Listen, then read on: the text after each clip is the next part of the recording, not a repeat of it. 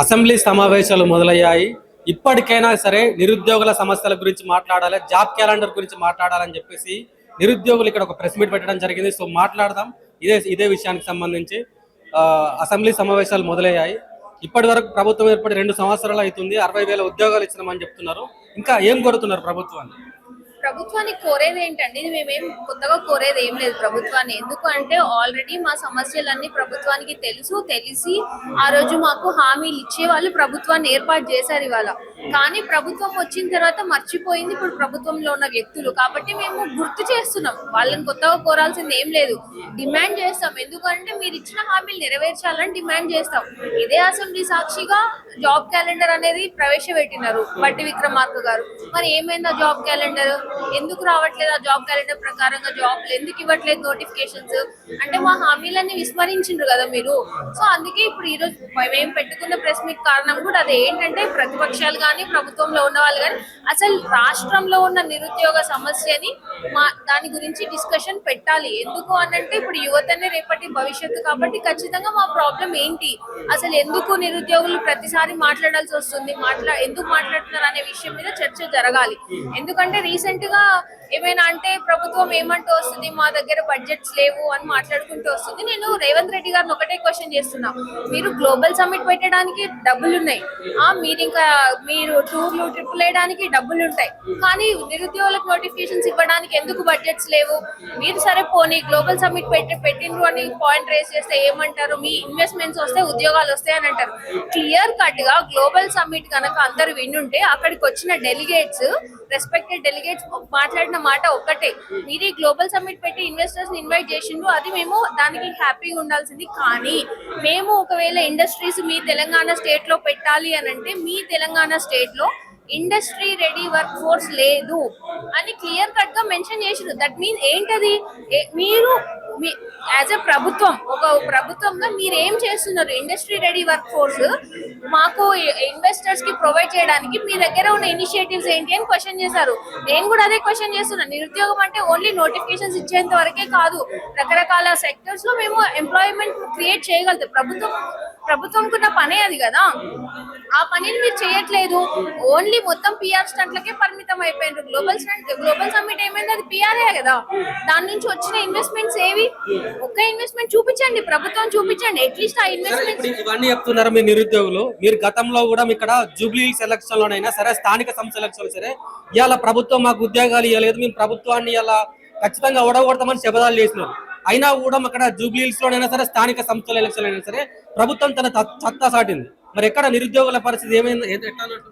ఇప్పుడు ఒక నిరుద్యోగ శక్తిగా మేము కొంతవరకే చేయగలుగుతామండి ఏదైనా. ఇప్పుడు మాకున్న సమస్యను మేము ప్రజల్లోకి తీసుకెళ్లగలిగినాం, అన్నాడు జూబ్లీ హిల్స్ ఎలక్షన్ లో తీసుకెళ్లగలిగినాం. స్థానిక సంస్థలు అని అంటే అది పర్సన్ టు పర్సన్ వేరీ అవుతుంది కాబట్టి అది మేము పెద్ద కౌంట్ చేయలేదు. కానీ జూబ్లీ హిల్స్ ఎలక్షన్ లో మా సమస్యను బయటకు తీసుకొచ్చినాం. ఇప్పుడు ఏదైనా ఎలక్షన్ జరుగుతున్నప్పుడు రాష్ట్రంలో ఒక సమస్య ఎట్లా మేము బయటకు తీసుకురాగలుగుతాం? మేము ప్రచారం చేసి మా సమస్య ఇది అని జనాల్లోకి తీసుకెళ్తేనే అది బయటకు వస్తుంది. అప్పుడు కూడా రేవంత్ రెడ్డి గారు దాన్ని చూసి కూడా మీరు పట్టించుకోలేదు అని అంటే దాని అర్థం ఏంటి? అది అయిపోయి జూబ్లీ హిల్స్ ఎలక్షన్ అయిన తర్వాతనే కదా ఓయూకి వచ్చిన రేవంత్ రెడ్డి గారు.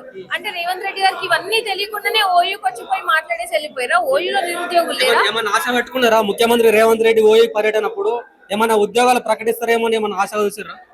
అంటే నేను ఉద్యోగాలు ప్రకటిస్తారని అయితే నేను అనుకోలేదు. బట్ అట్లీస్ట్ ఏదో ఒక న్యూస్ చెప్తారు అని అనుకున్నాం. జాబ్ క్యాలెండర్ పరంగానో ఇంకేదన్నా చేస్తారు అనుకున్నాం, కానీ అదేది లేదు. బికాజ్ వాళ్ళు కంప్లీట్ గా వదిలేసినారు, నిరుద్యోగులు అనేటిని వదిలేసినారు. వాళ్ళ నిరుద్యోగులను ఎట్లా చూసింది అంటే ఓన్లీ ఒక ఓటు, ఒక నిరుద్యోగి ఈజ్ ఈక్వల్ టు ఒక ఓటు లాగానే చూసిండ్రు తప్ప నిరుద్యోగులకి కొంచెం మంచి చేద్దాము, వాళ్ళకి న్యాయం చేద్దాం అనే ఉద్దేశంతో ఈ ప్రభుత్వం అయితే అసలు లేదు. ఎందుకంటే ఇప్పుడు కొంతమంది ప్రభుత్వంలో ఉన్న వ్యక్తులతో మాట్లాడినా కానీ కాంగ్రెస్ వ్యక్తులతో మాట్లాడితే ఏమనుకుంటూ వస్తారు, ఇంకా టైం ఉంది కదా, వస్తాయి కదా అంటే ఇంకెన్ని రోజులు వేచి చూడాలి?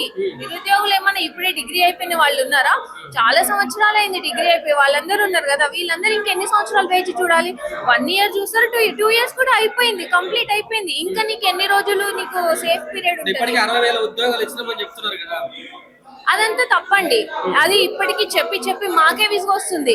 రేవంత్ రెడ్డి గారి ఫార్ములా ఏంటంటే ఒక అబద్ధాన్ని 10 సార్లు చెప్తే నిజమైపోతుంది అన్న ఉద్దేశంతోనే అట్లా చెప్పుకుంటూ వచ్చిండ్రు, కానీ అది 100% తప్పు.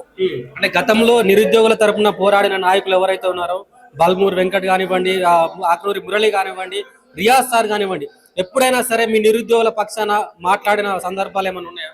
ఆ సందర్భాలు ఏవీ లేవు, ఎక్కడా లేవు. అంతెందుకు మొన్న ఓయూ క్యాంపస్ కి వచ్చినప్పుడు బల్మూరు వెంకట్ గాని మొహం పట్టుకొని అడిగినారు కదా, మరి ఎందుకు సమాధానం చెప్పలేకపోయినారు? మరి అదే బల్మూరు వెంకట్ గారు ఆ రోజు చెప్పేది ఉండే కదా, 60,000 ఉద్యోగాలు ఇచ్చినాం పై బరాబర్ ఇచ్చినామని ఆ రోజు ఎందుకు నిరుద్యోగులకు చెప్పలేకపోయినారు? మీరు ఇవ్వలేదన్న అక్కడే మీరు చెప్పేస్తున్నారు మేము ఇవ్వలేదురా భయ, అన్ని కామ్గా మూసుకొని వెళ్ళిండ్రు అన్నట్టు దాని అర్థమైంది మేము ఇవ్వలేదనే కదా.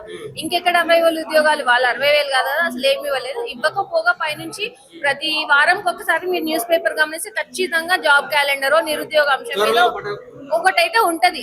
అవి చెప్పి మోసం చేస్తూ అట్లా కాలం గడిపేస్తూ వస్తున్నారు. ఇక మీదట కూడా కాలం గడపాలని చూస్తే మాత్రం ఎవరైనా కొన్ని రోజులే ఓపిక పడతారు, ఎక్కువ రోజులు ఆగలేరు. సో ఖచ్చితంగా నెక్స్ట్ మూమెంట్ అనేది టేకప్ చేస్తారు. ఇప్పుడు అసెంబ్లీ సమావేశాలు జరుగుతున్నాయి, సో మీ డిమాండ్ ఏంటి ప్రధానంగా? నా అపీల్ రాష్ట్రంలో ఉన్న అన్ని పొలిటికల్ పార్టీస్, ఎస్పెషల్లీ ఎవరైతే ప్రతిపక్షంలో ఉన్నారో బీజేపీ కానీ బీఆర్ఎస్ కానీ, ఈ నిరుద్యోగ అంశం మీద ఒకసారి చర్చ పెట్టండి అని మీ సైడ్ నుంచి ఒక రిక్వెస్ట్ రేస్ చేయండి అనేది నా అపీల్. అండ్ ప్రభుత్వానికి కూడా నేను చేసే డిమాండ్ ఏంటి అని అంటే, ప్రతిసారి మీరు అసెంబ్లీ సమావేశాలు పెట్టుకుంటారు, వెళ్ళిపోతారు, కానీ నిరుద్యోగ అంశం ఎందుకు మాట్లాడట్లేదు? నిరుద్యోగ అంశం రాష్ట్రంలో ప్రధానమైన అంశం అవునా కాదా అది చెప్పండి ఫస్ట్. అవును అంటారా? మీరు చర్చకు పెట్టండి. మేము ఇచ్చినాం అంటారు కదా, అవన్నీ చర్చకు పెట్టి వైట్ పేపర్ రిలీజ్ చేయండి, ఎన్ని ఉద్యోగాలు ఇచ్చారు ఏంటి అనేది అన్ని చెప్పి మాకు ఒక క్లారిటీ ఇవ్వండి. ఇచ్చేది ఉంటే ఇస్తామని చెప్పండి, లేదు అంటే లేదు అని చెప్పండి. అండ్ సేమ్ టైం ఇంకే రకంగా ఇండస్ట్రీ రెడీ వర్క్ ఫోర్స్ ని మీరు బిల్డ్ చేస్తారు, ఆ ఇనిషియేటివ్స్ ఏమైనా టేకప్ చేస్తున్నారా అది కూడా చెప్పాలి. ఖచ్చితంగా ఈ అసెంబ్లీ సెషన్స్ లో చెప్పాలి. లేకపోతే నెక్స్ట్ లెవెల్ ఆఫ్ మేము ఏమంటారు ప్రొటెస్ట్ కానీ ఇంకే రకంగా మేము ఏం చేయగలుగుతాం ప్రభుత్వాన్ని హెచ్చరిస్తున్నారు. డెఫినెట్ గా హెచ్చరిస్తాం. మాకున్న ఆప్షన్స్ ఏమున్నాయి? ప్రభుత్వంగా మీరు చేయాల్సింది చేయనప్పుడు మాకు కావాల్సింది మేము ఎలా రాబట్టుకోవాలి? మాకు ఏ ఆప్షన్స్ అయితే ఉంటే ఆ ఆప్షన్స్ తోనే మేము ముందుకెళ్తాం కదా. మాకున్న ఆప్షన్స్, లీగల్ ఆప్షన్స్ అన్ని చూసుకొని దాని పరంగానే మేము ముందుకెళ్తాం.